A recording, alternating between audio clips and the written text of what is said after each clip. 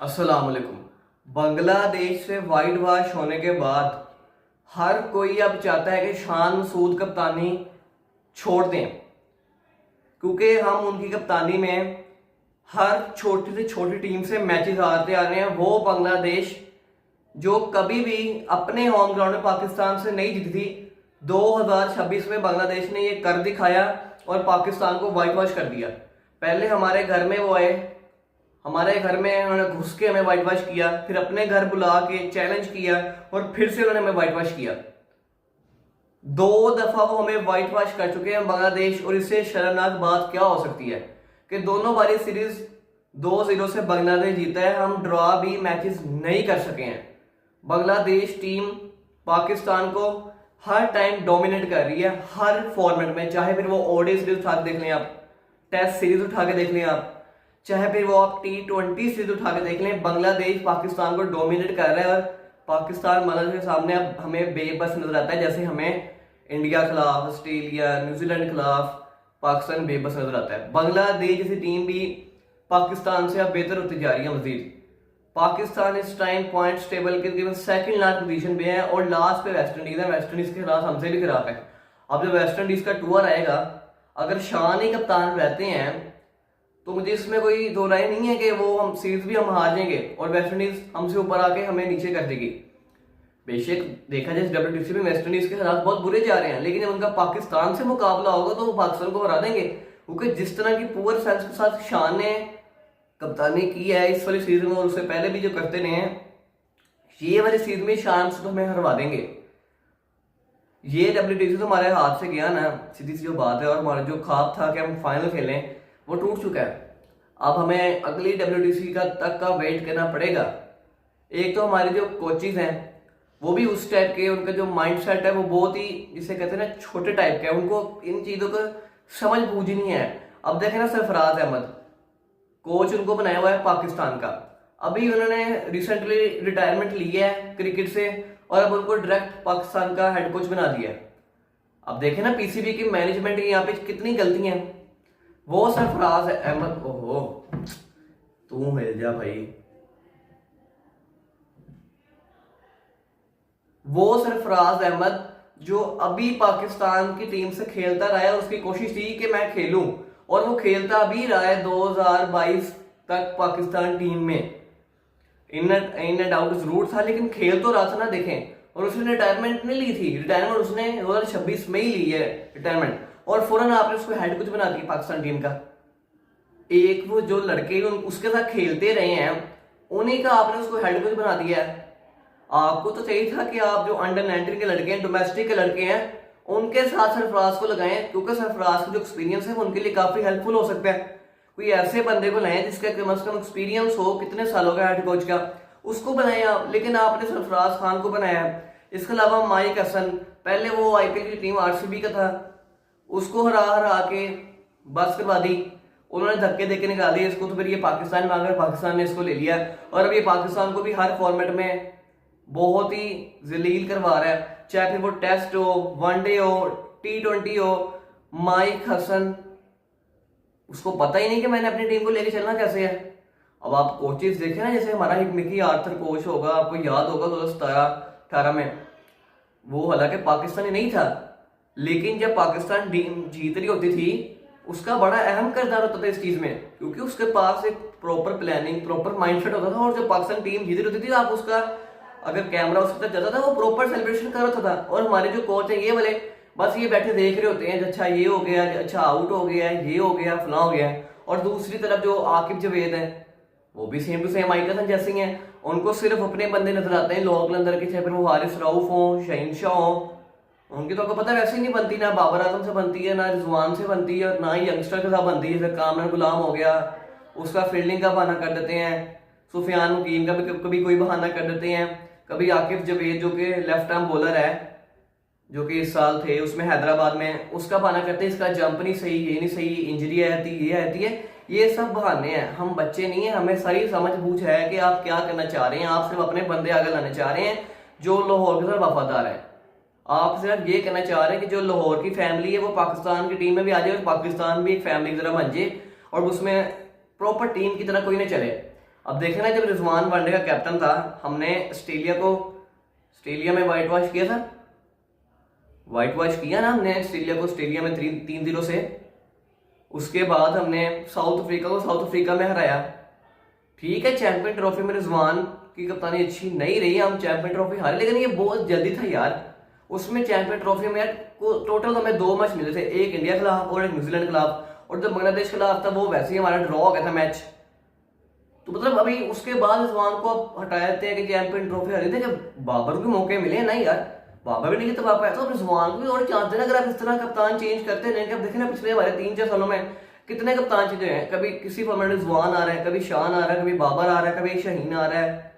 हमारे कप्तान चेंज होते जा रहे हैं, कभी सलमान यागा बन रहे हैं, और अब टेस्ट फॉर्मेट इसका कप्तान भी जाहिर सी बात चेंज होना, आगे जाके बात करूंगा मैं कब इसका कौन बनेगा कप्तान। अब देखे ना, हमारे कप्तान चेंज होते जा रहे हैं, एक प्रॉपर कप्तान हमें अभी भी नहीं मिल पा रहा। हमें रिजवान को मौके और देने चाहिए थे, और रिजवान ने बाद में चीज क्लियर भी की थी कि मेरे कंट्रोल में कुछ भी नहीं है, जो कर रहे हैं वो कोचेज ही कर रहे हैं। मतलब रिजवान बेबस था, ना उसका प्लेइंग 11 में कोई हिस्सा था कि मतलब उसकी बात सुनी जा रही थी, और ना ही दूसरी बातों में रिजवान से मशवरे किए जा रहे थे। और देखें अब आपके सामने ही है पाकिस्तान के हालात। पाकिस्तान के जो डाउनफॉल की एक वजह ना, ये वजह ये भी है कि पाकिस्तान के हर 6 माह बाद 4 माह बाद कप्तान चेंज हो जाता है। खैर, अगर हम टेस्ट क्रिकेट की बात करें, जो कि इस टाइम हमारा मेन टॉपिक है, टेस्ट क्रिकेट में अब कप्तान कौन बनेगा, ये बहुत इंपॉर्टेंट सवाल है। क्योंकि शान तो सीधी सी बात है, अब कप्तानी से जाएगा, चाहे वो खुद रिजाइन करे ना करे, पीसीबी उसको हटा देगी और मौके नहीं शान मसूद को मिल सकते, और ना हम ये देख सकते हैं। क्योंकि शान की कप्तानी में हमारा रिकॉर्ड बहुत बुरा रहा है। हम 16 मैच शान की कप्तानी में खेले हैं, 12 मैच हारे हैं, 12 मैच, और सिर्फ 4 जीते हैं, और 4 में से हम 2 मैच इंग्लैंड से जीते हैं, जो हमारे घर इंग्लैंड आई थी। पहला मैच हम हार गए थे, क्यों हारे थे, उसमें हमारी फ्लैट पिच थी। उसके बाद हमने स्पिनर ट्रैक्स बनाए, इंग्लैंड रेडी नहीं था, तो वो 2 मैच हम जीत गए। एक मैच हम फिर वेस्ट इंडीज जीते, जो वेस्ट इंडीज हमारे घर आई थी, और एक मैच हम साउथ अफ्रीका जीते, जब वो हमारे घर आई थी। मतलब हमने अपनी मर्जी का स्पिनर ट्रैक्स बनाए, ठीक है यार, इट्स ओके, आपने बनाए हैं। लेकिन जो अवे जाके हम लास्ट टाइम मैच जीते हैं, वो 2022 में जीते थे श्रीलंका के खिलाफ, जब बाबर कैप्टन था यार। देखें, 22 गुजर गया, 23 गुजर गया, 24 गुजर गया, 25 गुजर गया, और ये 26 भी आधा गुजर गया है। हम कोई अवे टेस्ट मैच नहीं जीते अभी किसी कंट्री से भी। हालांकि छोटे मुल्क के साथ हमारे मैच हुए हैं, जैसे कि बांग्लादेश थी। खैर, अब इसको हम छोटा नहीं कह सकते बांग्लादेश को, कि उन्होंने हमें एक बार नहीं 2 बार ही व्हाइट वॉश कर दी। चलो एक बार ही हो ना, बंदा कहता है कोई नहीं यार, तुक्का लग गया। अब ये तुक्का नहीं है भाईजान, ये तुक्का नहीं है, ये प्रॉपर उनकी माइंडसेट गेम है। प्रॉपर उनको समझ लगी क्रिकेट हमने खेलने किस तरीके से है, और वो पाकिस्तान को हर फॉर्मेट में डोमिनेट कर रहा है। अब टेस्ट क्रिकेट में बात करूं मैं, तो 3-4 बंदी आपको पता सर्कल में हैं जो कप्तान बन सकते हैं। एक तो सीधी सी बात है, आगा के चांसेस हैं, ठीक है, इनका कोई पता नहीं है, शाहीन को भी कप्तान बना सकते हैं। मतलब जो आपको बता रहा हूँ, जिनके मैं 3-4 नाम लूंगा, इनमें से कप्तान बनने वाला है टेस्ट फॉर्मेट का आने वाले टाइम में। ये देखना जल्दी ही आपको पता लग जाएगा कौन कप्तान बन रहा है, ऑफिशियल न्यूज आ जाएगी। रिजवान, बाबर, शाहीन, रिजवान, बाबर, आगा, इन 4 बंदों में से एक ने टेस्ट का कप्तान बनना है। और मेरे हिसाब से जो सबसे इस टाइम सूटेबल ऑप्शन है ना, वो सलमान अली आ गया। क्योंकि सलमान लगा को T20 के बेस पे हम वनडे और टेस्ट से नहीं निकाल सकते, क्योंकि जिस तरह का वो वनडे और टेस्ट का प्लेयर है, T20 अलग फॉर्मेट है, उसमें उसकी परफॉर्मेंस नहीं है। इट्स ओके यार, हम उसके फॉर्मेट लेके हमारी मुख्तलिफ राय है, ठीक है। लेकिन वनडे टेस्ट में आगे जैसा इस टाइम अच्छा बैट्समैन पाकिस्तान के पास नहीं है इस टाइम, जो नीचे से अगर रन कर सकता हो, स्लो भी खेल सकता है, तेज भी खेल सकता है, वो इस टाइम आ गई है। तो सलमान अली को मुझे लगता है चांसेस ज्यादा, मेरे हिसाब से आगा को ही कप्तान टेस्ट का बनना चाहिए। हाँ, T20 से वो छोड़ दे, ओके, T20 में उसके कप्तानी में हम बहुत सारे मैचेस आ रहे हैं, वर्ल्ड कप आ रहे हैं, एशिया कप आ रहे हैं, वो तो फिर अलग चीज है, बहुत लंबी बात हो जाएगी। टेस्ट की बात कर रहे हैं हम फिलहाल, कि टेस्ट का मेरे हिसाब से सलमान अली को कप्तान बना देना चाहिए। अगर ये नहीं करेंगे तो शाहीन के चांसेस भी हैं, लेकिन आपको पता है शाहीन की इंजरीज आती रहती हैं, तो शाहीन का तो मुझे थोड़ा मुश्किल लगता है। लेकिन फिर वही बात कि मैं चाहूंगा कि ये आगा के साथ जाएं। रिजवान को भी ऑफर करा सकती हैं, लेकिन मेरे हिसाब से रिजवान एक्सेप्ट नहीं करेंगे, क्योंकि रिजवान के साथ जो हो चुका है पीछे पास्ट में, इतनी ज्यादती रिजवान साथ कर चुके हैं, मुझे नहीं लगता रिजवान लेंगे। या रिजवान अगर लेना चाहते हैं तो रिजवान आप कप्तानी ना लें, क्योंकि फिर सारा मलबा आप पे ही उल्टा देंगे। क्योंकि WTC अब खत्म होगा, पाकिस्तान जाहिर सी बात नीचे ही रहेगा, तो फिर कहेंगे देखिए जी रिजवान के बारे में हम WTC के एंड में रहे हैं। हालांकि शान मसूद की कप्तानी वैसे हम एंड पे हुए हैं, और उसके बाद बाबर आजम। अब अक्सर लोग चाहेंगे यहाँ पे कि बाबर आजम कप्तान बने। यार बाबर आजम अच्छा लगता है, हमें भी पाकिस्तान का खिलाड़ी है, लेकिन यार मैं उसको कप्तान बनाना नहीं चाहता। इसकी जो सबसे बड़ी वजह है ना, वो है बाबर की फॉर्म। कि माशाल्लाह अल्लाह अल्लाह करके मतलब कि काफी अरसे बाद हमें वो बाबर आजम नजर आ रहा है जिसका हम वेट कर रहे थे कि बाबर आजम अपना जो मतलब थोड़ा डर के खेलता ही ना, आपको पता होगा कि थोड़ा मतलब पिछले एक दूसरे से थोड़ा डर के खेला था, नई तरीके से परफॉर्मेंस आ रही थी, प्रेशर था, क्रिटिसिज्म किया गया, बहुत सी चीजों को तनकीद भी की जा रही थी, तो बाबर आजम उस तरीके से परफॉर्म नहीं करके दिखा रहा था। लेकिन अब बाबर आजम की हमने देखी पूरा पीएसएल आउटस्टैंडिंग गया, 588 रन किए बाबर, इसमें 2 सेंचुरियन गई उस पीएसएल में, अपनी टीम को ट्रॉफी जितवाई, ऐसा कैप्टन ठीक है। लेकिन अब मैं नहीं चाहूंगा कि बाबर कप्तान बने। अब इस वाली सीरीज में देखें यहाँ बाबर ने 115 रन किए, एक 50 भी की, 68 रन की, दूसरे इनिंग में 47 किया। बाबर की जो फॉर्म है इस टाइम बहुत आउटस्टैंडिंग लगी हुई है। और देखिए जब भी कप्तान बंदा बनता है जाहिर सी बात प्रेशर आता है। हमारे यहाँ पे ये समझ आता है पाकिस्तान में कि जो सबसे बड़ा बैट्समैन, जो सबसे बड़ा बॉलर है ना, उसको कप्तान बनाते हैं। नहीं भाईजान, ऐसा नहीं करना चाहिए आपको, और मेरे हिसाब से बाबर को कप्तानी लेनी भी नहीं चाहिए। अगर ऑफर करते भी हैं तो बाबर को रिजाइन करने चाहिए कि नहीं भाई सॉरी मैं कप्तानी नहीं ले सकता। ओके कहूँ जी मैंने, बाबर साहब आप कहें कि नहीं जी मेरी बैटिंग फॉर्म अभी थोड़ी अच्छी हो रही है तो मुझे अपनी बैटिंग को लेकर चलना है, कप्तानी का एक एक्स्ट्रा प्रेशर मेरे ऊपर आएगा जो मेरे लिए हैंडल करना मुश्किल होगा।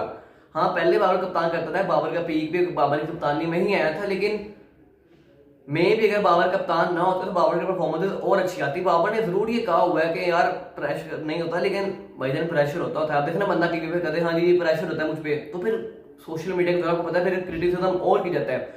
तो मेरे हिसाब से बाबर को कप्तानी नहीं लेनी चाहिए। अब जो ऐसा क्रिकेट फैन जो मतलब अच्छे एक्सपर्ट है क्रिकेटर जिनको पता है कि हाँ यार ये बंदा सही कर रहा है, तो वो भी मेरी बात से जरूर इत्तेफाक करेंगे कि बाबर को कप्तान नहीं बनाना चाहिए। मेरे हिसाब से सलमान अगर कप्तान बन रहे हैं, अब देखेंगे क्योंकि खबर तो जल्दी आ जानी है कि शाम से ने रिजाइन कर दी, जिनको हटा दी गया है और नया कप्तान कौन है। उम्मीद करता हूँ आपको वीडियो पसंद आई हो। अगली वीडियो तक के लिए अल्लाह हाफिज़।